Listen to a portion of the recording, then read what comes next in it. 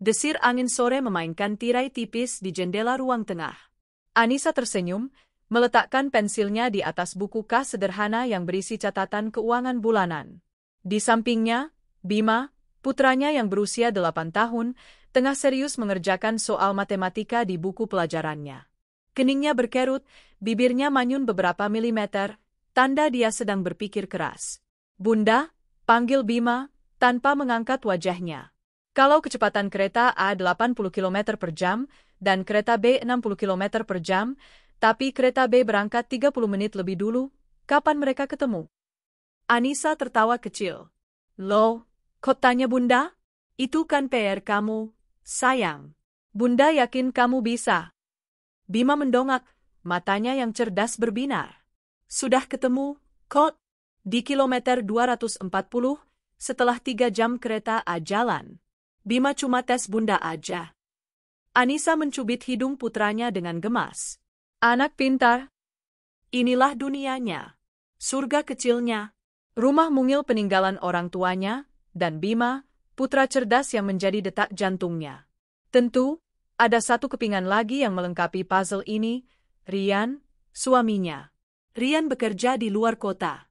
Sebuah proyek konstruksi besar, katanya. Dia hanya pulang beberapa bulan sekali. Kadang 2 bulan, kadang 3, pernah sekali hampir 5 bulan. Anissa tidak pernah mempermasalahkannya. Baginya, yang penting Rian setia dan bertanggung jawab. Ditatapnya lagi buku kas itu. Kolom pemasukan hanya berisi 1 baris, transfer Mas Rian. Jumlahnya cukup. Cukup untuk makan, listrik, dan sekolah Bima. Tapi hanya itu. Tidak ada sisa untuk kemewahan, tidak ada tabungan yang berarti. Tapi Anissa bersyukur. Dia tahu suaminya pria yang baik. Walau harta mereka tak banyak, dan nafkah dari Rian tak seberapa, dia memiliki Bima yang sehat dan Rian yang bertanggung jawab. Untuk menutupi kekurangan, Anissa diam-diam menerima pesanan kue kering dan tumpeng mini. Lumayan, hasilnya bisa untuk jajan Bima atau membeli baju baru untuk putranya. "Bunda," suara Bima memecah lamunannya lagi. "Ayah kapan pulang? Bima kangen. Teman-teman Bima nanti liburan semester mau diajak ayahnya ke pantai. Bima mau juga?" Senyum Anissa sedikit memudar, tapi ia segera menguasai diri. Dibelainya rambut Bima. "Ayah kan lagi kerja keras, Nak. Buat Bima. Nanti kalau proyeknya sudah selesai, pasti ayah pulang lama. Kita minta ke pantai, ya?" Bima mengangguk, meski rautnya masih menyiratkan kerinduan. Anissa teringat masa-masa awal pernikahan mereka. Dulu, Rian sering mengajaknya ke kontrakan sederhana tempatnya bekerja. Mereka akan menghabiskan akhir pekan di kamar sempit itu, memasak mie instan berdua, dan tertawa seolah dunia milik mereka. Namun, itu sudah lama sekali. Sudah hampir 5 tahun Anissa tidak pernah lagi diizinkan berkunjung. Kontrakannya pindah, Nis. "Jauh di dalam area proyek, kamu nggak akan nyaman," kata Rian di telepon suatu kali. Di lain waktu, alasannya berbeda. "Tempatnya sempit, Mas tinggal sama kuli-kuli lain. Kasihan kamu sama Bima nanti. Dan yang terakhir, jangan, sayang. Mas lagi sibuk-sibuknya.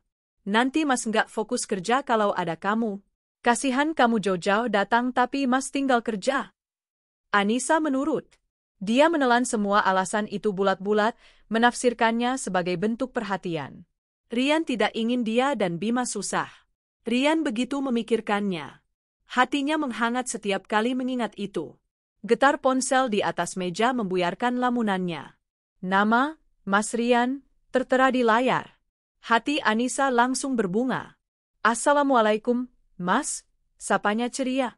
"Waalaikumsalam, Nis. Lagi apa?" Suara Rian terdengar lelah, seperti biasa. "Lagi temani Bima belajar." "Mas sehat? Proyeknya lancar?" "Sehat. Ya beginilah, kejar target." Terdengar helaan napas berat di seberang sana. Anissa mengira itu karena beban pekerjaan. "Oh ya, Bima gimana? Sehat?" "Sehat, Mas. Tadi dia nanyain ayahnya. Kangen katanya." Iya, bilang Mas juga kangen. Sudah dulu ya, Nis. Mau ada rapat evaluasi ini. Jaga diri, jaga Bima. Assalamualaikum. Waalaikumsalam. Telepon ditutup. Selalu singkat. Selalu beralasan sibuk. Tapi Anissa memakluminya. Proyek besar pasti menyita waktu. 2 hari lagi adalah ulang tahunnya yang ke-30. Anissa tidak mengharapkan pesta besar. Dia hanya berencana membuat syukuran kecil, mengundang ibu, ayah, dan kakaknya. Tadi pagi ibunya sudah berjanji akan datang membantu memasak nasi kuning. Malam harinya, saat Anissa sedang menyetrika baju seragam Bima, ponselnya berdering lagi. Mas Rian. Tumben, menelepon 2 kali sehari. Halo, Mas? Nis, suara Rian kali ini terdengar berbeda. Bersa? Mas ada kabar baik. Kabar baik apa, Mas? Lusa, Mas pasti pulang. Mata Anissa terbelalak. Jantungnya berdebar kencang. Benar, Mas? Enggak lembur? Enggak, Mas sudah ajukan cuti. Spesial buat ulang tahun kamu yang ke-30. Ya Allah, Mas. Alhamdulillah. Anissa hampir melonjak kegirangan. Bima yang sudah setengah tertidur di kamar langsung terbangun dan berlari ke arahnya. Kenapa, Bun? Ayah? Anissa mengangguk, air mata haru mulai menggenang. Ayah pulang lusa, nak. Pas ulang tahun, Bun. Bima bersorak. Anissa kembali fokus pada telepon. Ada lagi, Nis, lanjut Rian, suaranya kini terdengar sedikit misterius. Mas pulang gak sendirian? Kening Anissa berkerut. Gak sendirian? Maksudnya? Sama teman proyek? Bukan. Mas mau bawa kado dan surprise besar buat kamu. Pokoknya ini kejutan yang akan mengubah hidup kita. Kamu pasti suka. Mengubah hidup? Anissa tertegun. Jantungnya berdebar makin kencang. Apa maksudnya? Apakah Rian akhirnya mendapat bonus besar? Atau dia diangkat jadi mandor tetap? Atau mereka akhirnya bisa membeli rumah sendiri? Mas, kamu bikin aku penasaran, cicit Anissa. Rian tertawa di seberang sana. Tawa yang terdengar gugup, tapi Anissa menafsirkannya sebagai tawa bahagia. Tunggu aja lusa. Siapin pesta yang meriah ya. Mas mau kita rayakan besar-besaran. Sudah dulu. Sampai ketemu lusa, sayang. Assalamualaikum. Waalaikumsalam, Mas. Sambungan terputus. Anissa masih mematung, ponsel di telinganya. Bima menarik-narik dasternya. Bunda, ayah mau kasih kejutan apa? Bima dibeliin mainan baru, ya. Anissa tertawa, air mata haru akhirnya menetes. Dipeluknya Bima erat-erat. Bunda juga nggak tahu, sayang. Tapi Bunda yakin, ini pasti kado terindah. Malam itu, Anissa tidak bisa tidur. Pikirannya melayang, membayangkan segala kemungkinan indah. Rumah baru, mobil, tabungan pendidikan untuk Bima. Dia membersihkan rumah dengan semangat berlipat ganda, merencanakan menu masakan yang lebih banyak dari sekadar nasi kuning. Dia ingin menyambut suaminya, pahlawannya, dengan cara terbaik. Di dalam hatinya, dia terus mengucap syukur. Betapa beruntungnya dia. Memiliki putra yang cerdas dan suami yang baik, setia, dan bertanggung jawab. Suami yang rela bekerja keras di luar kota, menahan rindu, demi memberi kejutan terindah untuknya. Dia tidak tahu, di balik gerbang rumahnya lusa, sebuah kejutan memang telah menanti. Sebuah kejutan yang akan merenggut seluruh surga kecilnya dan menghancurkan hatinya menjadi kepingan yang tak terhitung jumlahnya. 2 hari berlalu secepat kedipan mata, dipenuhi oleh antusiasme dan persiapan yang gegap gempita. Ulang tahun Anissa yang ke-30 akhirnya tiba. Pagi itu, aroma kunyit, sereh, dan santan kelapa yang gurih sudah menguar dari dapur, memenuhi setiap sudut rumah mungil itu. Anissa, dengan daster yang lengannya disingsingkan, bergerak lincah antara kompor dan meja dapur. Di sampingnya, Ibu Harti, ibunya, dengan cekatan mengaduk nasi kuning di dalam dandang besar. Sudah, kamu urus ayam gorengnya saja, Nis. Biar nasi kuning sama kering tempenya ibu yang selesaikan, kata Bu Harti, suaranya lembut namun penuh wibawa. Iya, Bu. Ini tinggal goreng telur dadar yang diiris tipis, sahut Anissa. Wajahnya berseri-seri, lebih cerah dari mentari pagi itu. Semalam, dia hampir tidak tidur, sebagian karena menyelesaikan pesanan kue, sebagian lagi karena membayangkan kejutan besar yang dijanjikan Rian. Katanya Rian mau kasih kejutan, ya? Tanya Bu Harti, seolah bisa membaca pikiran putrinya. Pipi Anissa merona. Iya, Bu. Katanya kejutan besar. Anissa jadi deg-degan. Apa ya, kira-kira? Bu Harti tersenyum. Apapun itu, yang penting suamimu pulang dengan selamat. Kamu ini istri yang sabar sekali, Nis. Ibu salut. Anissa hanya tersenyum tipis. Sabar. Kata itu sudah mendarah daging dalam dirinya. Menjelang sore, rumah sudah rapi. Meja makan di ruang tengah telah disulap. Taplak meja bersih terpasang, dan di atasnya tersaji nasi kuning lengkap dengan ayam goreng, perkedel, kering tempe, urap sayur, dan irisan telur dadar. Di tengah meja, sebuah kue tart sederhana berlapis krim mocha, buatan Anissa sendiri, berdiri dengan anggun, dihiasi lilin angka 30. Ayah Anissa, Pak Burhan, dan kakak laki-lakinya, Doni, sudah datang. Bima, yang sudah mandi dan memakai baju koko terbaiknya, berlarian kecil, tidak bisa menyembunyikan rasa bahagianya. Ayah pasti sebentar lagi sampai, kan, Bun? Tanya Bima untuk yang kesekian kalinya. Iya, sayang. Sabar, ya. Mungkin sedang di jalan, jawab Anissa, sambil merapikan rambut putranya. Jam dinding menunjukkan pukul 5 sore. Acara syukuran kecil itu seharusnya sudah dimulai. Kita mulai saja, Nis. Nanti keburu maghrib, usul Pak Burhan. Anissa tampak ragu. Tunggu sebentar lagi, ya. Kasihan Mas Rian. Dia janji mau potong kue bareng.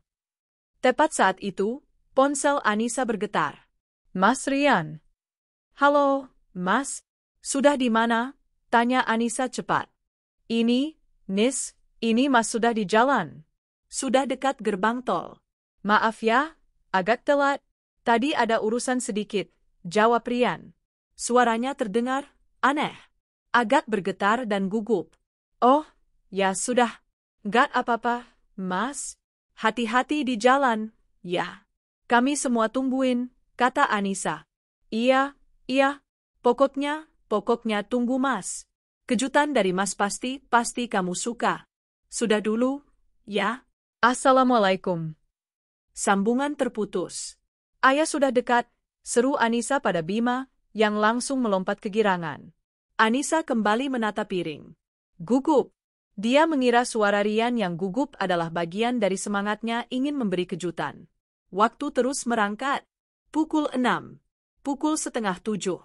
Langit di luar sudah gelap pekat. Nasi kuning mulai mendingin. Keluarga mulai saling pandang dengan gelisah.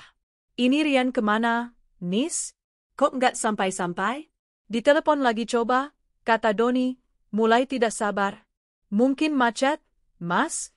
Bela Anissa, meski hatinya sendiri mulai cemas.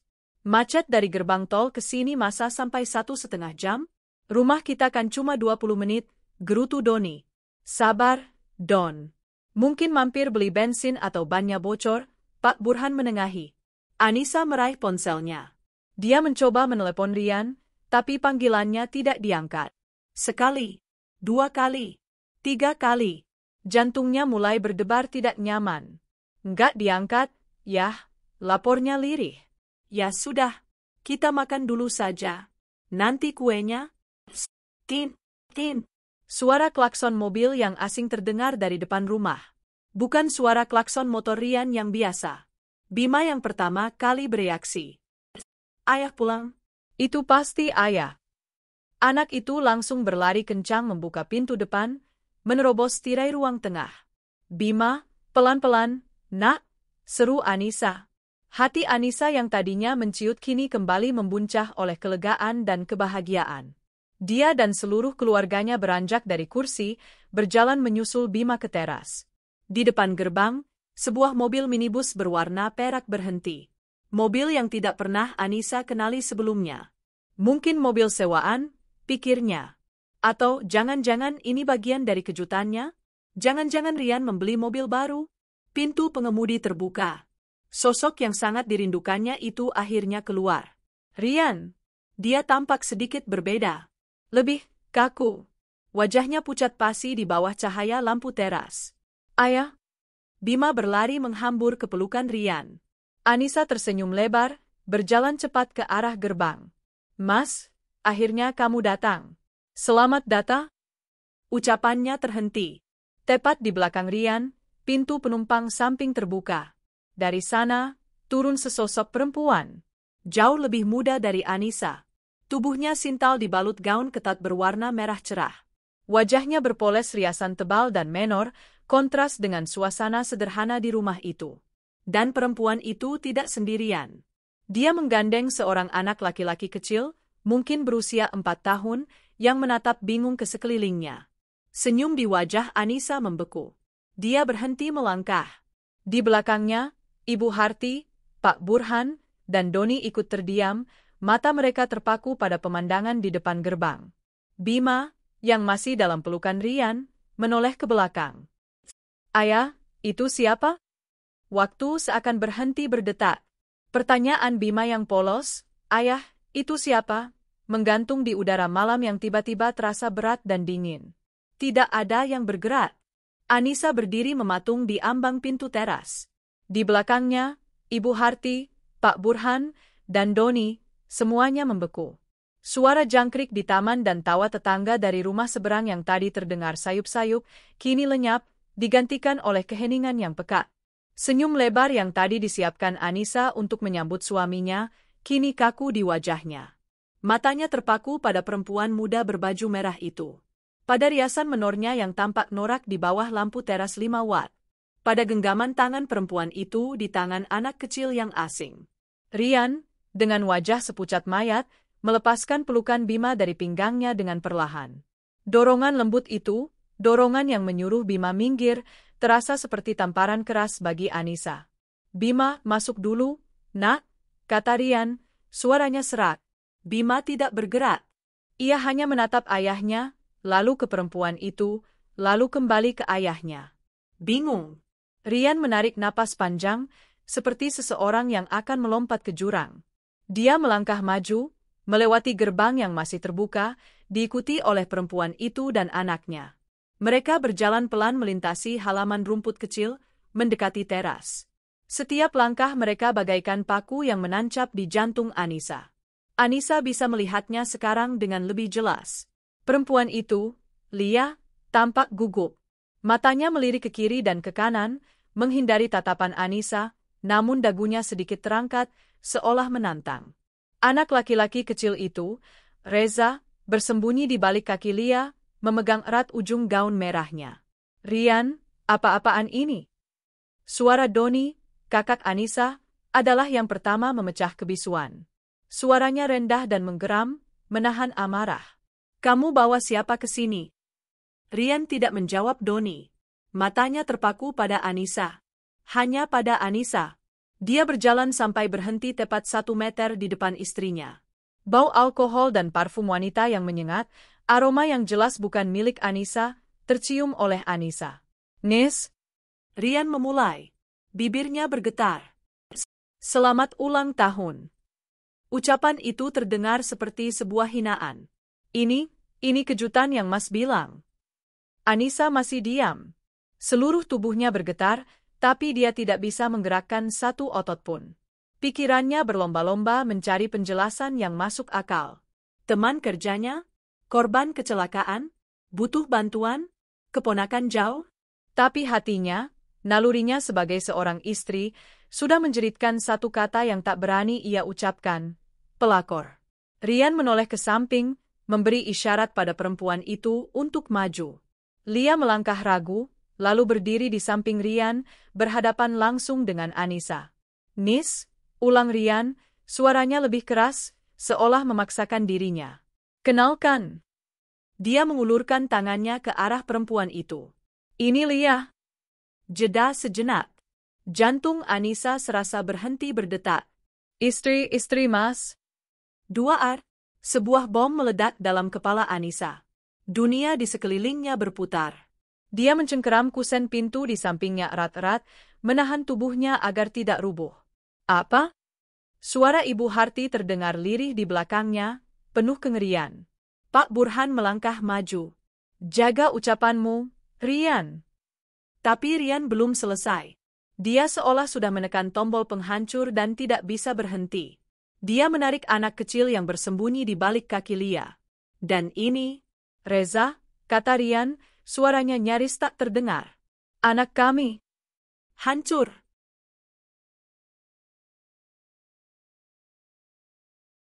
Satu kata itu tidak cukup untuk menggambarkan apa yang Anissa rasakan. Rasanya lebih dari sekadar hancur. Rasanya seperti seluruh organ dalamnya ditarik keluar secara paksa. Langit di atas kepalanya runtuh menimpanya. Semua napasnya terenggut. Nasi kuning yang harum. Kue tart mocha yang cantik. Lilin angka 30. Semuanya kini tampak seperti lelucon paling kejam di dunia. Kado. Surprise. Mengubah hidup kita. Inikah kado itu? Inikah kejutannya? Bima, yang akhirnya mengerti kepingan-kepingan percakapan mengerikan itu, mulai menangis. Ayah bohong, kan? Ayah cuma punya anak Bima, kan? Isak tangis Bima adalah satu-satunya suara yang berhasil menembus kabut di kepala Anissa. Anissa perlahan mengangkat matanya. Dia tidak lagi melihat Lia atau anak itu. Dia hanya menatap Rian. Laki-laki yang dia cintai. Laki-laki yang dia bela. Laki-laki yang dia tunggu kepulangannya siang dan malam. Laki-laki yang dia kira baik dan bertanggung jawab. Dia melihat bibir suaminya masih bergerak, mungkin mengucapkan sesuatu, mungkin memohon, dia tidak tahu. Dia tidak bisa mendengar apa-apa lagi. Dia hanya menatap mata Rian. Mata yang dulu selalu menenangkannya, kini adalah mata seorang penipu. Seorang pengkhianat. Seorang pembohong. Anissa membuka mulutnya. Mencoba berbicara. Mencoba berteriak. Tapi tidak ada satupun suara yang keluar. Bibirnya hanya bergetar hebat, dan air mata pertama, air mata terpanas yang pernah ia rasakan, akhirnya jatuh, menggores pipinya, membawa serta seluruh sisa cinta dan kepercayaannya. Isak tangis Bima adalah satu-satunya suara yang mengisi keheningan yang mematikan di teras itu. Ayah bohong, kan? Ayah gak?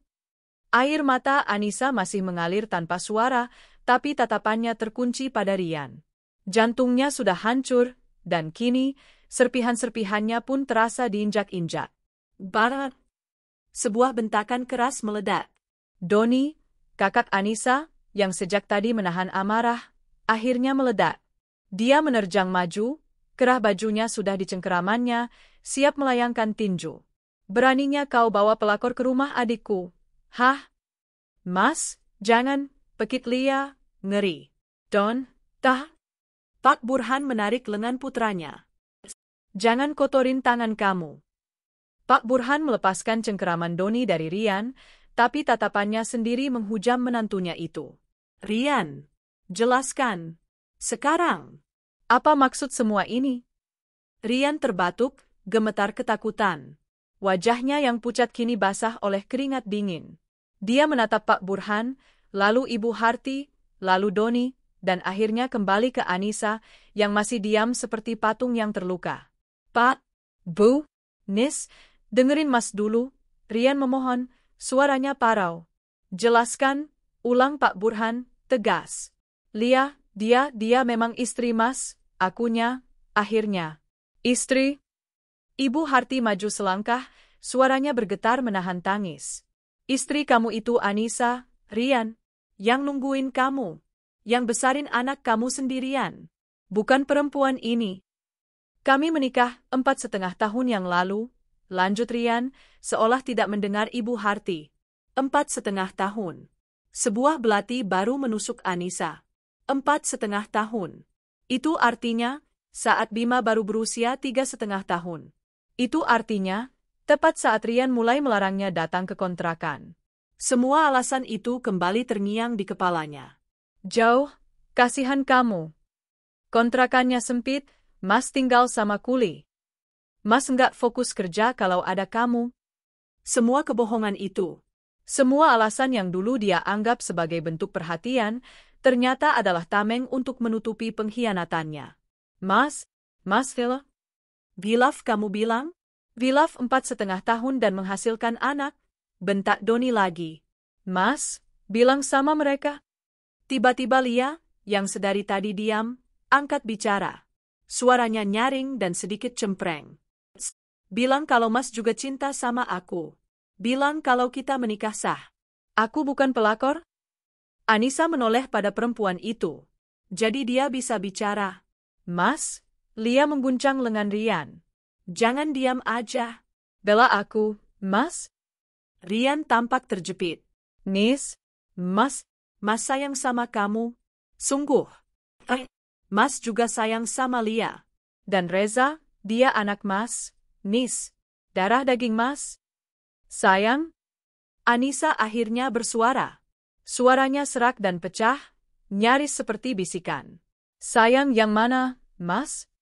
Pertanyaan itu membuat Rian terdiam. Anakku kangen ayahnya sampai sakit, apa kamu tahu? Lanjut Anissa, suaranya mulai bergetar. Aku di sini hemat uang belanja, terima jahitan, bikin kue, biar Bima bisa jajan lebih. Biar aku bisa nabung. Sementara kamu. Aku memberi mereka yang cukup. Potong Rian, nadanya sedikit membela diri, mungkin karena merasa disudutkan. Lia, dia butuh perhatian. Dia ada di sana setiap hari. Setiap hari. Kata itu menghantam Anissa lebih keras dari pengakuan pernikahan itu sendiri. Kasih sayang setiap hari. Perhatian setiap hari. Nafkah yang lebih banyak. Lalu dia dan Bima dapat apa? Sisa? Sisa waktu, sisa uang, sisa tenaga, dan sisa cinta? Kerinduannya yang tak berujung, penantiannya yang setia, doanya setiap malam, dibalas dengan ini? Rian sepertinya sadar telah salah bicara. Dia buru-buru meralat. Bukan gitu maksud Mas, Nis. Dengar dulu. Alasan Mas bawa mereka ke sini karena ada masalah. Oh, tentu saja ada masalah, desis Doni. Masalahnya ada di otakmu. Mas, kena PHK. Itu dia. Bom kedua.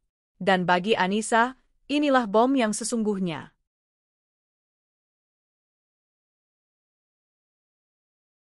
Semua drama, kado, dan kejutan ulang tahun, ini bukan karena cinta.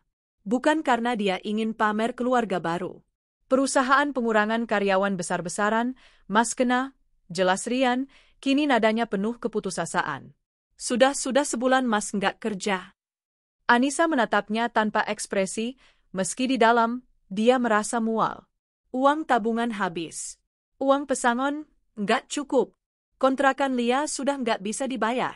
Kami diusir tadi pagi. Jadi ini alasannya. Dia datang bukan untuk merayakan ulang tahun Anissa. Dia datang karena dia tidak punya tempat lain untuk pergi. Dia datang karena dia bangkrut. Keheningan yang terjadi setelah pengakuan itu jauh lebih mengerikan. Lalu, hal yang tak terduga terjadi. Rian, laki-laki yang dia hormati, ayah dari anaknya, tiba-tiba berlutut. Dia bersimpuh di lantai teras yang kotor, di depan kaki Anissa. Nis, Mas mohon tolong Mas, rintihnya. Anissa mundur selangkah, jijik. Cuma kamu harapan Mas. Cuma kamu. Aku tahu kamu istri yang baik. Kamu pemaaf.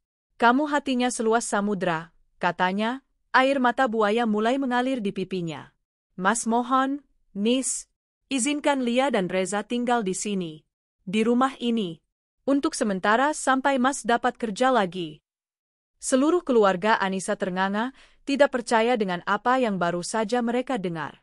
Kita bisa hidup rubateng, Nis, lanjut Rian, melihat kebisuan Anissa sebagai celah. Bima bisa main sama Reza. Reza bisa sekolah bareng Bima. Kita kan satu keluarga besar. Rian merangkak maju di lantai, mencoba meraih tangan Anissa. Kamu cinta sama Mas, kan, Nis? Tanyanya, menggunakan senjata terakhir yang dia miliki, cinta Anissa padanya. Kamu pasti mau ngertiin Mas, kan? Demi anak-anak. Mata Anissa yang tadi basah, kini perlahan mengering. Kabut syok yang menyelimutinya perlahan sirna, digantikan oleh sesuatu yang lain. Sesuatu yang dingin, keras, dan tajam. Pertanyaan Rian menggantung di udara malam yang beku. Kamu pasti mau ngertiin Mas, kan? Demi anak-anak. Demi anak-anak. Kata-kata itu, alih-alih meluluhkan, justru menjadi bensin yang menyiram api di hati Anissa. Anak-anak yang mana? Anissa menoleh. Dilihatnya putranya, Bima. Anaknya. Anak yang sah, yang ditelantarkannya, kini bersembunyi di balik punggung Ibu Harti, tubuhnya gemetar hebat, isak tangisnya tertahan di tenggorokan karena takut. Lalu pandangannya beralih pada Reza. Anak laki-laki kecil yang memegang erat gaun merah ibunya. Anak dari hasil pengkhianatan. Anak yang tidak bersalah, tapi kehadirannya adalah bukti nyata dari setiap kebohongan Rian. Tatapan Anissa beralih. Dia melihat kue tart mocha buatannya. Lilin angka 30 di atasnya tampak seperti mengejek. Dia melihat nasi kuning yang mulai dingin, perkedel yang mendingin, dan ayam goreng yang tak tersentuh. Pesta ulang tahunnya. Pesta yang dia siapkan dengan hati berbunga-bunga untuk menyambut pahlawannya. Dan akhirnya, dia menatap Lia. Perempuan itu kini balas menatapnya. Wajahnya yang menor itu menampilkan ekspresi aneh. Ada rasa gugup, tentu saja, tapi terselip juga sebersit keangkuhan. Seolah dia sudah memenangkan pertarungan. Seolah dia yakin bahwa Anissa, sebagai istri tua yang baik, pada akhirnya akan pasrah dan menerima mereka. Kamu pikir aku apa? Semua kilas balik berkelebat cepat di benak Anissa, lebih tajam dari silet. Malam saat Bima demam tinggi, menggigil sampai 40 derajat. Anissa sendirian mengompresnya, menangis dalam diam, merindukan Rian yang katanya sedang lembur, tidak bisa diganggu. Siang hari di pasar, saat dia melihat daster cantik. Tangannya sudah memegang, tapi dia letakkan kembali. Tidak. Lebih baik uangnya ditabung. Buat tambahan sekolah Bima. Setiap kali dia menerima transfer bulanan yang pas-pasan, dia selalu berbisik, Alhamdulillah, Mas Rian masih ingat kami. Dia kerja keras. Semua kesabaran, kesetiaan, dan pengorbanannya. Semua kerinduan dan doa yang tak putus. Semua itu kini terasa seperti kebodohan. Kebodohan yang memuakkan. Cinta yang tadi hancur berkeping-keping, kini meleleh, lalu membeku kembali. Bukan lagi menjadi air mata, tapi menjadi bongkahan baja yang dingin, keras, dan tajam di dalam dadanya. Rian masih berlutut, tidak menyadari perubahan di mata istrinya. Nis, jawab Mas, Nis. Kamu mau, kan? Kita mulai dari awal? Dia merangkak, mencoba meraih ujung daster Anissa. Anissa melangkah mundur satu langkah. Gerakan kecil, tapi penuh dengan rasa jijik. Perlahan, Anissa mengangkat kepalanya. Air mata di pipinya telah kering. Mata yang 5 menit lalu penuh cinta dan kerinduan, kini lurus menatap Rian. Datar. Kosong. Beku. Dia membuka mulutnya. Dan kali ini, suaranya keluar. Bukan bisikan serak. Bukan teriakan histeris. Tapi suara yang tenang, datar, dan mematikan. Suara yang Rian sendiri tidak pernah dengar seumur hidupnya. Pergi. Satu kata. Rian tertegun. Dia pasti salah dengar. Apa, Nis? Dia mencoba tertawa, tawa yang terdengar sumbang. Kamu jangan bercanda, Nis. Nggak lucu, ini hari ulang tahunmu. Pergi, ulang Anissa. Kali ini lebih keras. Raut wajah Rian berubah. Kepanikan mulai menjalari matanya. Nis, kamu apa-apaan? Ini Mas, suami kamu. Kamu tega mau usir Mas? Mau usir anak Mas juga? Apa kau tulis? Suara Anissa tiba-tiba meledak, memekik, menggetarkan kaca jendela. Amarah yang selama ini dia kubur, yang selama 1 jam terakhir dia tahan, kini memuntahkan lahar panasnya. Semua orang di teras itu terlonjak kaget. Aku bilang pergi. Anissa menjerit, jarinya menunjuk lurus ke arah gerbang. Bawa pelakor ini dan anak hasil zinahmu pergi dari rumahku. Jaga mulutmu, Mbak, seru Lia, akhirnya bersuara, tidak terima. Reza anak sah. Mas Rian nikahin aku. Diam kau, pelacur, bentak Anissa, matanya melotot buas. Kau mencuri suami orang. Dan sekarang kau berani menginjakkan kakimu di rumah yang aku jaga dengan kesetiaanku? Sementara kalian berdua bersenang-senang di luar sana. Rian dan Lia pucat pasi. Nis, Anissa, tenang, sayang. Kita bicarakan baik-baik. Rian buru-buru berdiri, mencoba meraih lengan Anissa, ingin menenangkan. Jangan sentuh aku dengan tangan kotormu. Anissa menghempaskan tangan Rian dengan kasar. Rumah ini aku rawat dengan air mata, menunggu kepulanganmu. Anak ini, Anissa menarik Bima ke dalam pelukannya. Aku besarkan sendikian, menahan rindu pada ayahnya yang ternyata seorang pengkhianat. Dia tertawa. Tawa kering yang terdengar lebih menyakitkan daripada tangisan. Dan sekarang kau bangkrut dan kau kembali padaku. Kau pikir aku ini apa? Tempat sampah? Napas Anissa memburu. Dia tidak memberi Rian kesempatan untuk menjawab. Dia berbalik badan, melangkah masuk ke dalam rumah, melewati meja makan yang penuh hidangan ulang tahunnya yang kini terasa seperti hidangan pemakaman. Dia masuk ke kamarnya. Kamar yang selalu wangi. Kamar yang di dalam lemarinya tersimpan rapi baju-baju Rian yang sudah dia cuci dan setrika, menanti sang pemilik pulang. Nis, kamu mau apa, nak? Ibu Harti menyusulnya, wajahnya cemas. Anissa tidak menjawab. Dia membuka pintu lemari. Dengan gerakan kasar, dia menarik semua kemeja Rian, semua kaos, semua celana dalam dan sarungnya. Dia melemparkannya ke lantai hingga menggunung. Dia melihat tas ransel besar yang Rian bawa, tergeletak di sudut kamar. Dia bahkan tidak membawa koper, pikir Anissa sinis. Dia benar-benar berpikir akan disambut dengan tangan terbuka. Anissa mengambil tas ransel itu, membukanya, dan mulai memasukkan semua baju Rian ke dalamnya. Menjejalinya tanpa ampun. Asal masuk. Setelah tas itu penuh sesak, dia menyeretnya keluar. Melewati ruang tengah, kembali ke teras. Rian, Lia, dan keluarganya masih berdiri di sana dalam kebisuan yang tegang. Anissa berjalan ke tepi teras. Dengan sekuat tenaga, kekuatan yang datang dari rasa sakit hati yang tak terhingga, dia melemparkan tas ransel itu ke halaman. Tas itu mendarat dengan bunyi, buk, yang keras di atas rumput. Pergi, sekarang, desis Anissa. Anissa, jangan kumohon. Rian menatap tas itu dengan nanar. Ini kenyataan. Dia benar-benar diusir. Pergi, ulang Anissa, suaranya kembali dingin.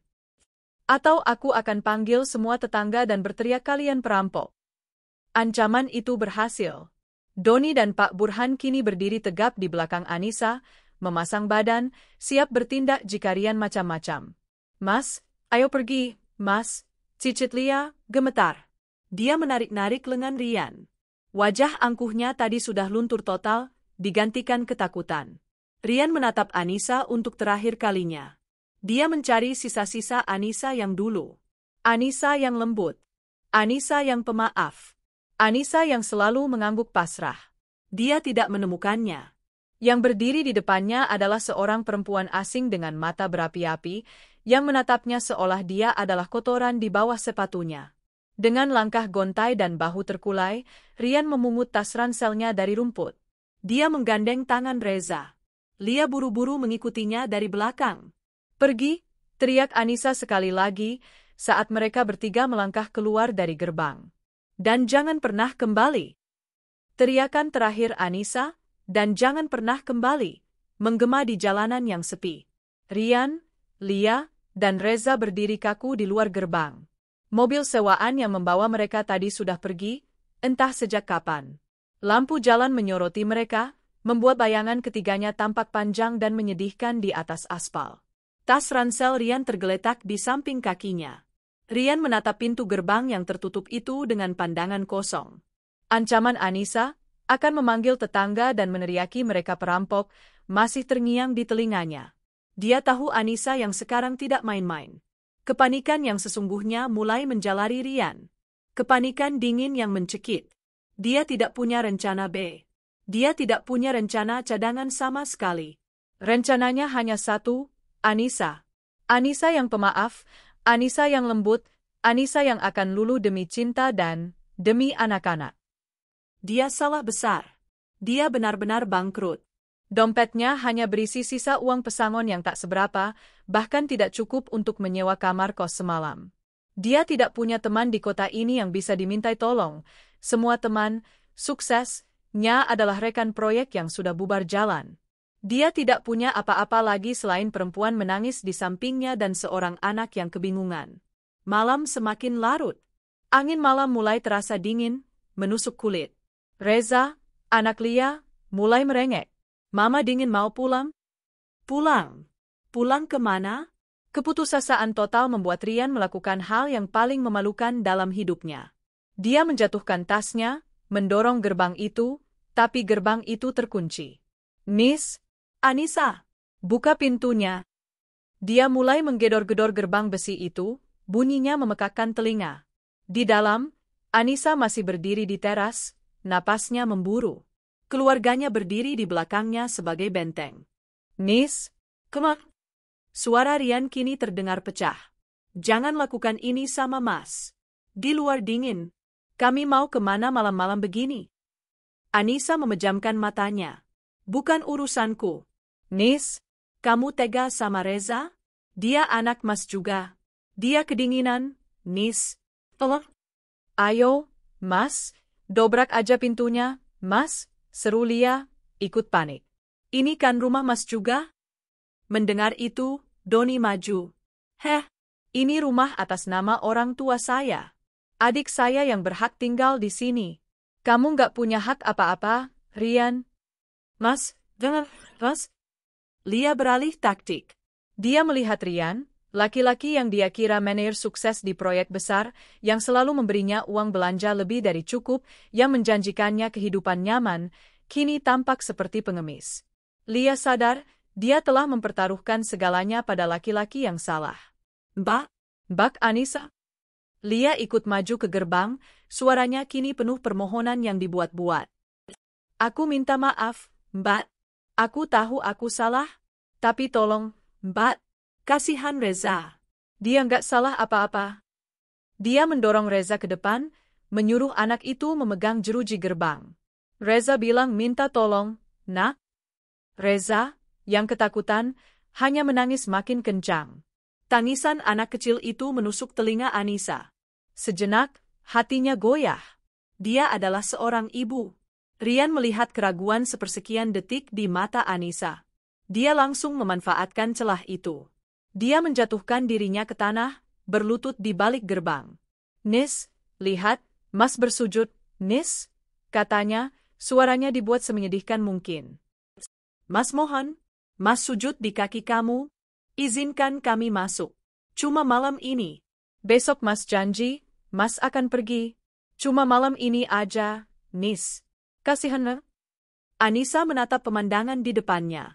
Suaminya, laki-laki yang dulu dia banggakan, kini bersujud di tanah berdebu di luar gerbang, memohon belas kasihan. Belas kasihan? Aku tak peduli. Anissa melangkah maju sampai wajahnya hanya berjarak beberapa senti dari jeruji gerbang. Dia menatap lurus ke mata Rian yang basah. Kamu dengar aku? Desisnya, suaranya dingin membara. Aku tidak peduli. Nis, saat kamu bersenang-senang dengannya, apa kamu memikirkan hari ini? Anissa bertanya, suaranya menusuk.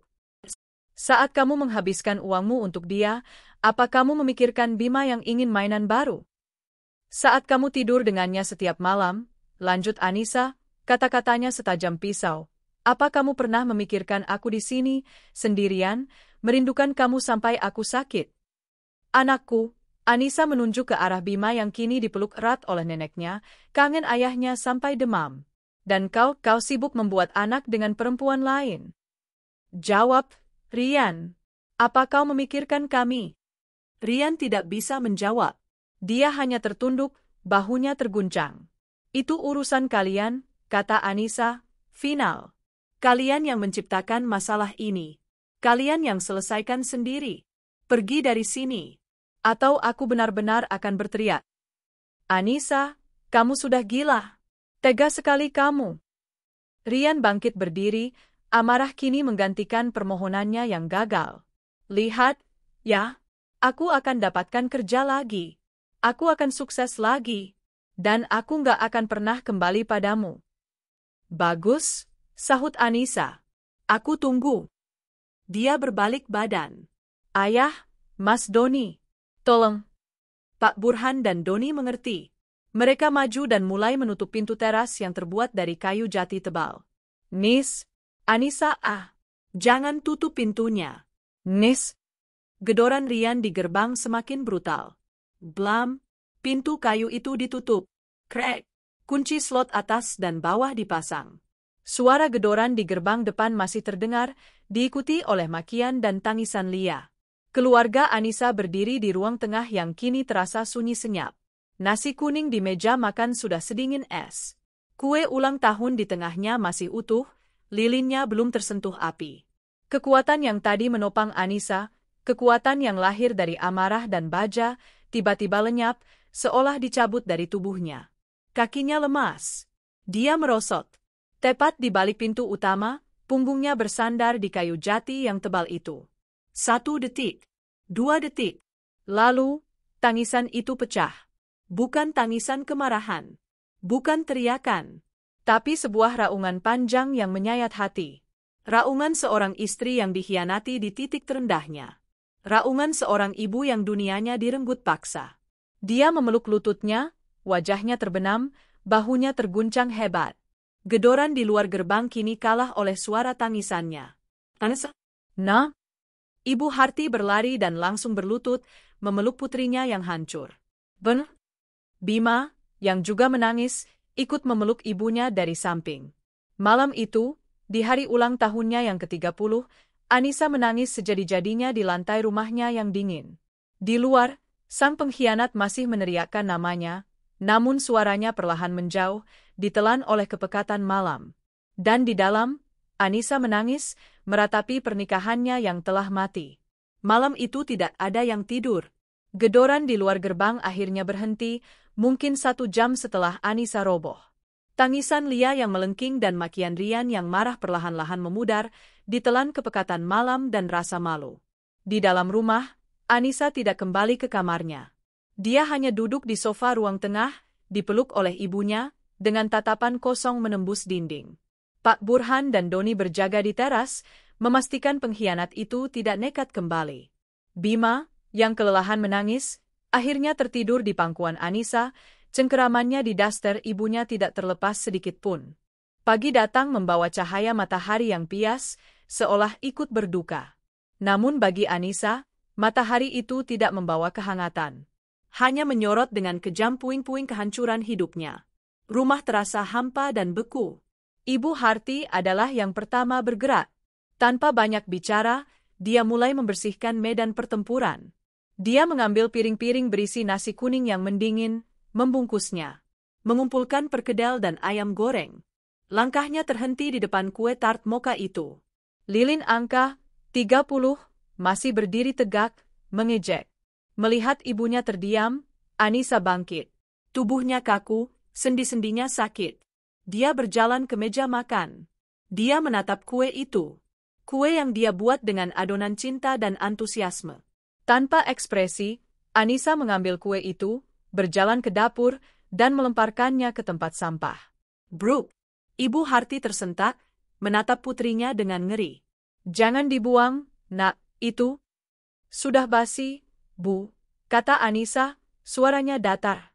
Dia kemudian mengambil semua nasi kuning, semua lauk pauk, dan memasukkannya ke dalam kantong-kantong kreset. Ini kasihkan saja ke tetangga. Bilang sisa syukuran semalam. Dia tidak menangis lagi. Air matanya sudah kering. Yang tersisa hanyalah rongga hampa yang perih. Pak Burhan dan Doni masuk, wajah mereka tampak lelah. Anissa, Pak Burhan duduk di depannya. Apapun keputusanmu, ayah, ibu, dan Mas Doni akan dukung. Doni mengepalkan tangannya. Bajingan itu, akan aku cari dia. Akan kuhabisi. Beraninya dia. Percuma, Mas. Suara datar Anissa memotong amarah Doni. Semua orang menoleh padanya. Anissa menatap kakaknya. Mata yang semalam bengkak itu kini menatap tajam, fokus. Kalau Mas hajar dia, Mas yang masuk penjara. Dia? Dia akan bebas, mungkin malah mengemis belas kasihan di tempat lain. Aku nggak akan biarkan dia merusak keluarga kita lebih jauh. Keluarga Anissa tertegun. Ini bukan Anissa yang mereka kenal. Ini bukan perempuan lembut yang selalu menuruti apa kata suami. Lalu kamu mau bagaimana, nak? Tanya Ibu Harti, cemas. Anissa menarik napas panjang. Napas pertama yang terasa benar-benar mengisi paru-parunya sejak 12 jam terakhir. Mas Doni, katanya, beralih ke kakaknya. Aku minta tolong. Apa, Nis? Apapun. Bilang aja, sahut Doni cepat. Carikan aku pengacara. Lagi-lagi, keheningan. Pengacara, ulang Pak Burhan. Yah, pengacara perceraian, tegas Anissa. Cari yang terbaik. Cari yang bisa proses paling cepat. Aku mau cerai. Secepatnya. Tapi, Nis, Bima? Justru karena Bima, potong Anissa. Dia menoleh ke kamar, melihat putranya yang masih tertidur pulas, wajahnya sembab bekas tangisan. Aku nggak mau Bima tumbuh melihat ibunya hancur. Dan aku nggak mau, sedetik pun, Bima berpikir bahwa ayahnya boleh kembali ke rumah ini. Keputusan itu final. Tidak ada keraguan dalam suaranya. Sore harinya, setelah keluarganya pulang, dengan janji Doni akan segera menghubungi rekannya yang pengacara, Anissa sendirian. Bima sedang tidur siang. Anissa masuk ke kamarnya. Kamar yang dulu dia siapkan untuk menyambut Rian. Dia membuka lemari. Sisa-sisa pakaian Rian yang tidak terangkut di tas ransel itu masih ada. Dia mengambilnya satu persatu, memasukkannya ke dalam kantong sampah hitam besar. Saat itulah, matanya tertuju pada buku kas kecil di atas nakas. Buku yang dia pegang 2 hari lalu dengan penuh rasa syukur. Dia mengambil buku itu. Dia membukanya. Dia melihat baris, transfer Mas Rian, dan rasa mual menjalari perutnya. Dia membalik ke halaman kosong berikutnya. Dia duduk di tepi tempat tidur, menatap Bima yang tertidur. Dia mengelus rambut putranya. Hanya kamu yang Bunda punya, nak. Hanya kamu. Janji itu terucap dalam hatinya. Sebuah sumpah yang dia tanam di bagian terdalam jiwanya yang terluka. Aku tidak akan hancur. Aku tidak akan membiarkan mereka menang. Dia teringat wajah Rian yang memohon. Wajah Lia yang angkuh bercampur takut. Kalian pikir aku akan mati tanpa kalian? Kalian pikir aku akan mengemis cinta dari seorang pengkhianat? Tidak. Aku akan membalas sakit hatiku. Tapi bukan dengan air mata. Aku akan membalasnya dengan kesuksesanku. Aku akan membangun hidupku lagi di atas puing-puing pengkhianatan ini. Aku akan bekerja keras sampai aku berdiri begitu tinggi. Sangat tinggi, sampai suatu hari nanti, saat kalian melihatku, kalian akan malu. Kalian akan malu telah mengkhianatiku dan membuangku. Janji itu menjadi baja yang menyatukan kembali kepingan hatinya yang hancur. Malam itu, Anissa tidak lagi menangis. Dia membuka laptop tuanya. Dia membuka buku catatan resep kue yang selama ini hanya jadi sampingan. Dia menata ulang hidupnya. Dimulai dari dapur. Usaha yang tadinya hanya tambahan uang jajan, kini menjadi rencana pertempuran. Dia membuat daftar. Dia menghitung modal sisa dari tabungan pribadinya, hasil dari pesanan kue yang dia kumpulkan diam-diam. Dia membuka ponselnya. Ponsel yang dulu dia gunakan untuk menunggu kabar dari Rian. Dia membuka aplikasi WhatsApp dan Instagram. Dia membuat logo sederhana di aplikasi editor gratis. Kue dapur Bunda Anissa. Dia memotret sisa kue kering yang ada di toples. Dia membuat daftar harga. Dia mulai mengirimkan broadcast message ke teman-teman arisannya, ke grup wali murid sekolah Bima. Menerima pesanan aneka kue basah, kue kering, dan tumpeng mini. Dibuat dengan cinta, higienis, dan bahan berkualitas. Dibuat dengan cinta. Dia hampir tertawa getir. Cinta itu sudah mati. Kue-kue ini sekarang dibuat dengan ambisi. Beberapa jam dia menunggu. Tidak ada balasan. Hatinya sempat menciut. Lalu, pukul 9 malam, ponselnya berdenting. Sebuah pesan WhatsApp. Bukan dari Rian. Bak Anissa, ini aku, mamanya Fajar. Mau dong, pesen bolu kukus pelangi sama risoles mayones buat arisan besok. Masing-masing 50 buah. Bisa, Mbak? Tangan Anissa bergetar. Dia menatap pesan itu. 50 bolu kukus. 50 risoles. Ini pesanan terbesarnya. Air mata menggenang di matanya, tapi ini bukan air mata kesedihan. Ini air mata harapan. Secercah harapan pertama. Dia mengetik balasan dengan jari yang mantap. Bisa, Mbak. Siap. Terima kasih pesanannya. Malam itu, Anissa menyalakan ovennya. Ulang tahunnya yang ke-30 telah berakhir. Kehidupannya sebagai janda yang berjuang baru saja dimulai. Malam itu, dapur Anissa kembali menyala. Tapi kali ini, nyala apinya berbeda. Bukan lagi api untuk syukuran suami, tapi api perjuangan seorang ibu. Pesanan 50 bolu kukus dan 50 risoles mayones dari ibunya Fajar menjadi titik awal. Malam itu, dia bekerja dengan energi yang ditenagai oleh luka dan sumpah hatinya. Dia mengaduk adonan, menggoreng, dan mengukus, sementara Bima tertidur di kamar. Dia baru selesai pukul 3 pagi. Matanya perih dan punggungnya sakit, tapi hatinya merasakan sesuatu yang baru, kepuasan. Pukul 6 pagi, dia sudah mengantarkan sendiri pesanan itu dengan motor metik tuanya, dengan keranjang besar diikat di jok belakang. Ya ampun, Mbak Anissa, masih pagi sekali. Maaf ya, merepotkan, sapa ibunya Fajar. Enggak apa-apa, Mbak. Terima kasih banyak pesanannya, kata Anissa, tersenyum tulus. Senyum pertamanya yang tulus sejak tragedi itu. Uang pembayaran di tangannya terasa hangat. Rp250.000. Setelah dipotong modal, keuntungannya bersih Rp100.000. Bukan jumlah yang besar, tapi ini adalah uangnya. Uang hasil jerih payahnya sendiri. Bukan sisa dari belas kasihan seorang pengkhianat. Kehidupan baru Anissa dimulai. Bulan pertama adalah yang terberat. Proses perceraian berjalan alot. Doni telah menemukan pengacara, dan surat gugatan telah dilayangkan.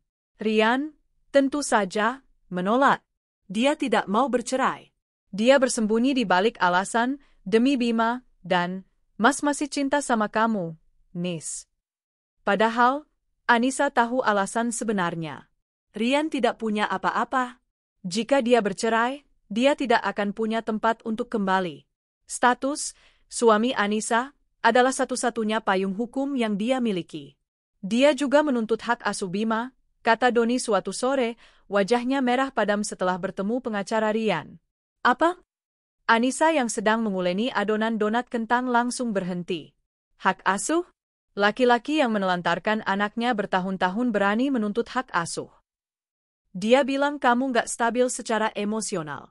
Janda baru, nggak punya penghasilan tetap. Dia takut Bima nggak terurus, lanjut Doni, mengutip kata-kata pengacara sewaan Rian. Rahang Anissa mengeras. Penghasilan tetap. Malam itu, Anissa tidak tidur. Dia mencatat semua pengeluaran dan pemasukan. Pesanan memang mulai berdatangan, tapi tidak stabil. Hanya dari grup arisan dan wali murid.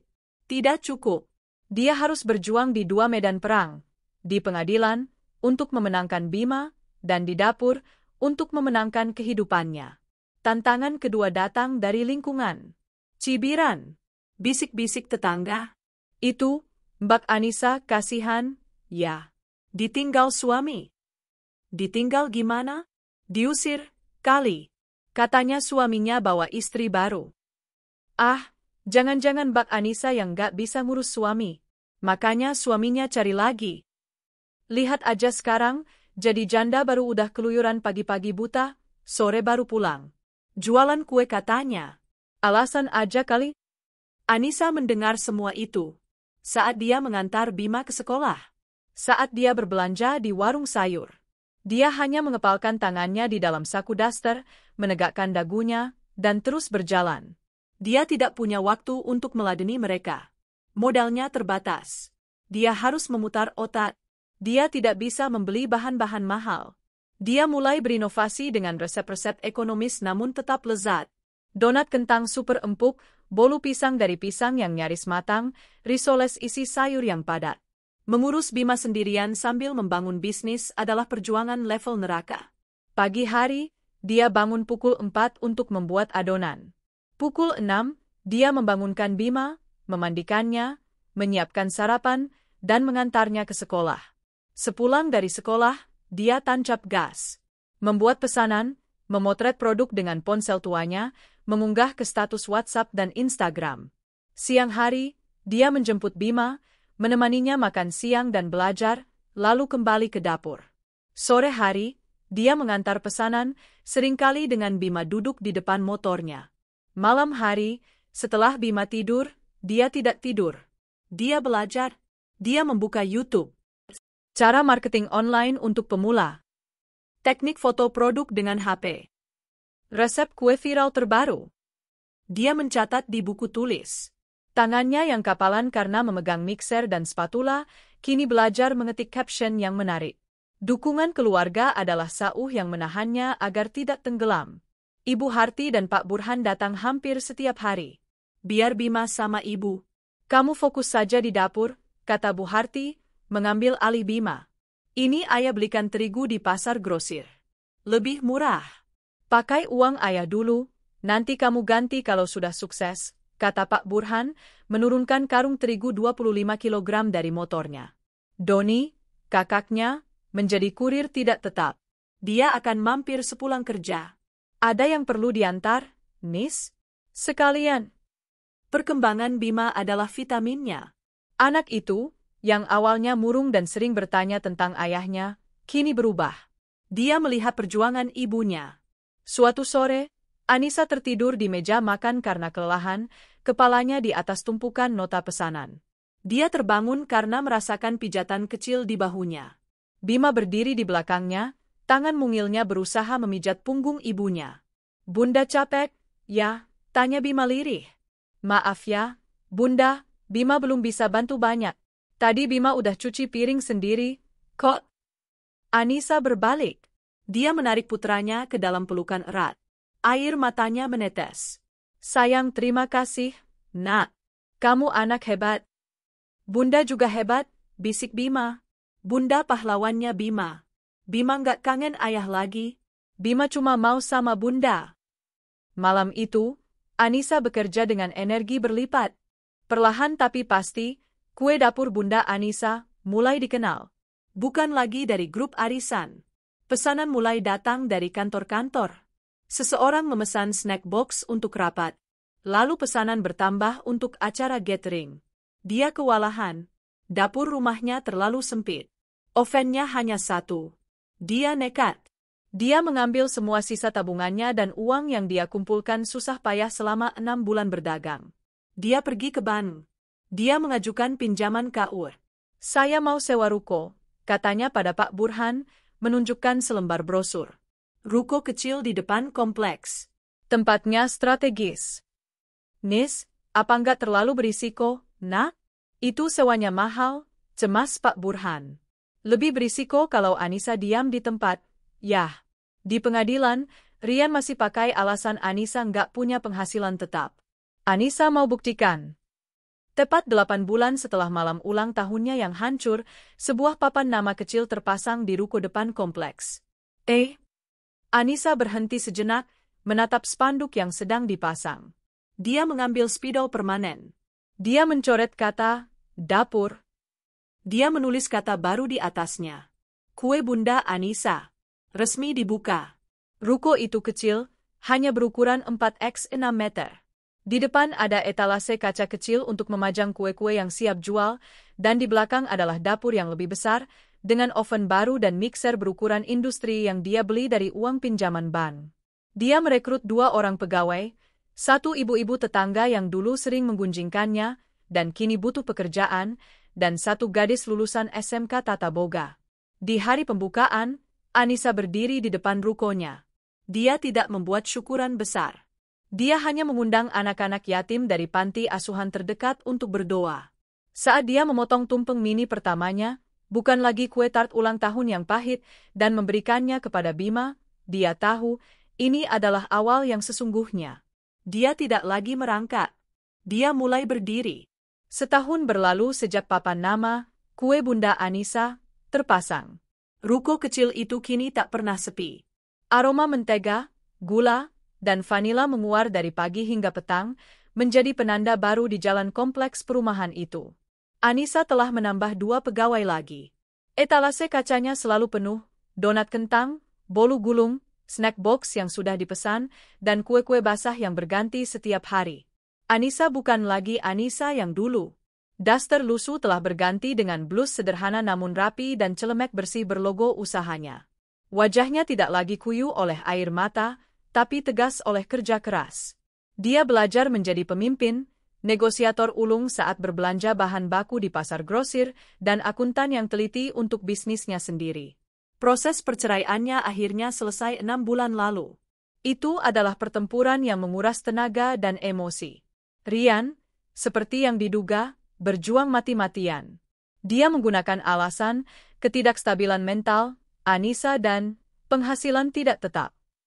Namun, pengacara Anissa mematahkannya dengan mudah. Bukti-bukti rekening koran Anissa yang terus bertambah, surat kontrak sewa ruko, dan testimoni dari para pelanggannya, menjadi senjata pamungkas. Ditambah lagi, saksi dari pihak Rian tidak ada yang kuat. Hakim akhirnya mengetuk palu. Perceraian dikabulkan. Hak asuh Bima jatuh sepenuhnya ke tangan Anissa, dengan Rian dibebaskan dari kewajiban memberi nafkah, sesuatu yang memang tidak pernah dia lakukan dengan benar. Anissa telah resmi menjadi seorang janda. Dan dia tidak pernah merasa lebih bebas. Suatu sore, Ibu Harti datang ke toko. Wajahnya tampak gusar. "Ada apa, Bu?" tanya Anissa, sambil menyerahkan kantong berisi bolu pisang kepada seorang pelanggan. "Ibu kok kayak habis lihat hantu?" "Hampir," desis Bu Harti, duduk di kursi kecil di sudut toko.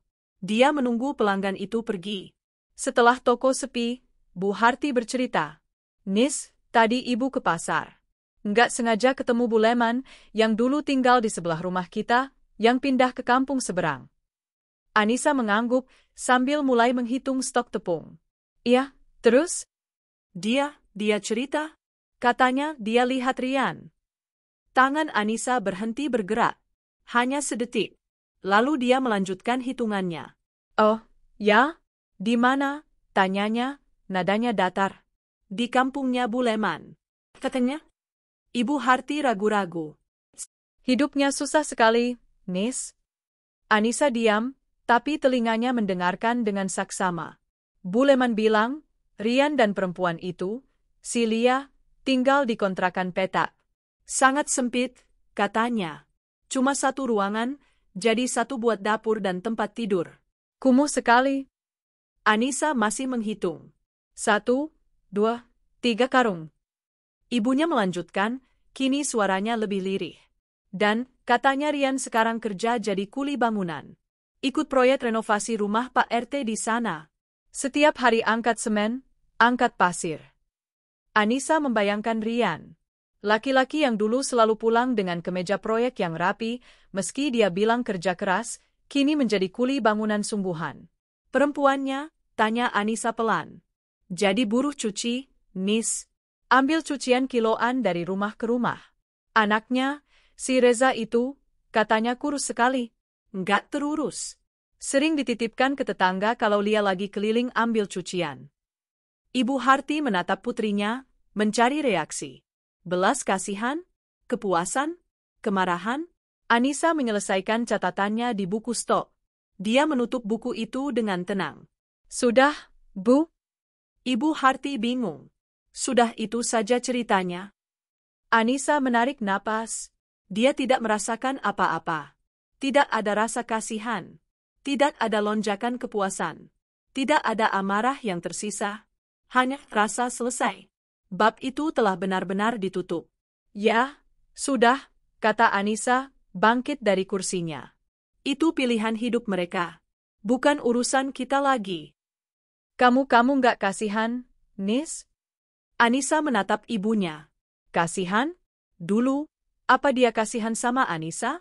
Apa dia kasihan sama Bima yang menangis kangen ayahnya? Apa dia kasihan waktu Anissa harus hitung uang receh buat beli susu Bima?" "Bu," lanjut Anissa, suaranya melembut. "Nasihat ibu dulu benar. Sabar itu ada batasnya. Dan syukur itu bukan berarti pasrah diinjak-injak. Anissa sudah melewati itu semua. Sekarang, fokus Anissa cuma Bima dan toko ini." Ibu Harti tersenyum haru. Dia mengelus lengan putrinya. Kamu kuat, nak. Jauh lebih kuat dari yang ibu kira. Anissa kuat karena keadaan, Bu. Malam itu, setelah toko tutup dan Bima tertidur lelap di kamarnya, kamar yang kini dilengkapi pendingin ruangan kecil, hasil jeripayah Anissa, Anissa duduk di meja kerjanya. Dia membuka buku kas besarnya. Dia menarik garis total di akhir bulan. Matanya membelalak sedikit. Keuntungan bersih bulan ini. Setelah dipotong gaji pegawai, sewa ruko, modal, dan cicilan pinjaman bank. Angkanya adalah yang terbesar yang pernah dia dapatkan. Cukup untuk membayar lunas sisa pinjamannya di bank. Dia tersenyum. Senyum yang benar-benar lepas. Dia mematikan lampu meja kerjanya dan berjalan ke kamar Bima. Dia memandangi putranya yang tertidur pulas di atas kasur yang empuk, diselimuti selimut superhero favoritnya. Kamar yang nyaman, aman, dan penuh kedamaian. Dia teringat cerita ibunya tadi sore. Bayangan kontrakan petak yang kumuh. Bayangan anak kurus yang tak terurus. Anissa mengelus rambut Bima. Dia tahu, dia telah membuat keputusan yang paling tepat di malam ulang tahunnya yang hancur. Mengusir mereka adalah awal dari penyelamatan hidupnya dan Bima. Aku sudah membalasnya, batin Anissa. Aku sudah menang. 3 tahun telah berlalu sejak hari pembukaan ruko pertama, Kue Bunda Anissa. Di sebuah kantor kecil yang rapi, ber-AC, dan wangi vanila, Anissa menandatangani setumpuk faktur. Di usianya yang ke-33, tidak ada lagi jejak daster lusuh atau mata yang sembab karena tangisan. Dia mengenakan kemeja katun berwarna biru muda yang rapi dan celana bahan. Wajahnya, yang dulu sering pucat karena lelah, kini tampak cerah dan tegas. Senyumnya penuh percaya diri. Kue Bunda Anissa, bukan lagi usaha satu ruko. Bisnis itu telah meledak. Kini, dia memiliki 3 cabang di 3 kecamatan berbeda, dan sebuah dapur pusat yang lebih besar. Karyawannya berjumlah 28 orang. Mobil box kecil dengan logo Kue Bunda Anissa, setiap pagi warawiri mengantarkan pesanan snack box ke puluhan kantor dan acara di seluruh kota. Dia menjadi salah satu pemasok kue terbesar di kotanya. Rumah lama peninggalan orang tuanya telah dia renovasi total dan kini ditempati oleh ibunya. Anissa dan Bima, mereka tinggal di rumah baru. Sebuah rumah di klaster yang asri dan aman, rumah yang dia beli sendiri dengan uangnya. Lunas. Bima, kini berusia 11 tahun, tumbuh menjadi anak laki-laki yang cerdas, percaya diri, dan sangat protektif terhadap ibunya. Dia tidak pernah lagi bertanya tentang ayahnya. Baginya, pahlawannya hanya satu, bundanya. Sore itu, Anissa sedang meninjau lokasi yang akan menjadi cabang keempatnya di sebuah ruas jalan utama yang ramai. Dia baru saja turun dari mobil operasionalnya saat matanya tak sengaja tertuju ke seberang jalan. Di sana, ada proyek pembangunan ruko baru. Beberapa kuli bangunan sedang bekerja di bawah terik matahari. Satu orang, yang bertubuh paling kurus dan paling hitam legam terbakar matahari, sedang mengaduk adonan semen di dalam ember besar. Laki-laki itu berhenti sejenak, mengangkat kaos kotornya untuk menyeka keringat di wajahnya. Saat itulah, mata mereka bertemu. Jantung Rian serasa berhenti berdetak. Ember adukan semen di tangannya goyah, nyaris tumpah. Dia melihat Anissa, mantan istrinya, berdiri tegak di seberang jalan. Mengenakan pakaian rapi, memegang tablet di tangannya, sedang berbicara dengan seorang mandor. Di belakangnya, sebuah mobil bersih terparkir. Mata Rian membelalak ngeri. Malu, kaget, dan rasa rendah diri yang luar biasa menghantamnya sekaligus. Dia adalah kuli bangunan dekil, menatap seorang pemilik usaha yang sukses. Dengan gerakan panik, Rian buru-buru membuang muka. Dia kembali menunduk, mengaduk semennya dengan gerakan kasar dan cepat, seolah-olah dengan begitu dia bisa menghilang dari pandangan Anissa. Anissa hanya menatapnya. Lurus. Selama 5 detik. Dia melihat laki-laki yang pernah menjadi suaminya, ayah dari anaknya, cinta pertamanya. Tapi dia tidak merasakan apa-apa. Tidak ada kebencian. Tidak ada kemarahan. Tidak ada belas kasihan. Tidak ada kepuasan. Hanya hampa. Seolah dia sedang menatap orang asing. Laki-laki itu tidak ada lagi artinya baginya. Dia adalah bayangan dari masa lalu yang sudah lama mati dan terkubur. Anissa menarik napas, lalu berbalik badan menghadap Mandor di sampingnya. "Pak Mandor," katanya, suaranya tenang dan tegas. "Untuk etalase depan, saya mau pakai kaca tempered glass penuh. Dan pastikan rolling door-nya kualitas nomor 1. Hidupnya terus berjalan. 2 hari kemudian, halaman belakang rumah baru Anissa dipenuhi tawa dan musik. Balon-balon berwarna pastel menghiasi taman. Meja-meja panjang dipenuhi makanan. Tentu saja, semuanya dari dapur, kue Bunda Anissa. Para karyawan Anissa berkumpul, membawa keluarga mereka. Ibu Harti, Pak Burhan, dan Doni duduk di kursi utama dengan bangga. Teman-teman sekolah Bima berlarian di rumput.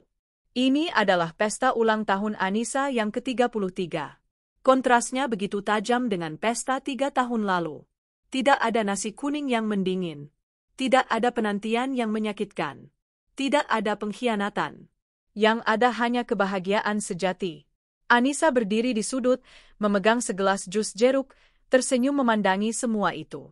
Dia teringat pertemuannya, atau lebih tepatnya, penampakannya, dengan Rian 2 hari lalu. Dia teringat bagaimana laki-laki itu membuang muka dengan malu.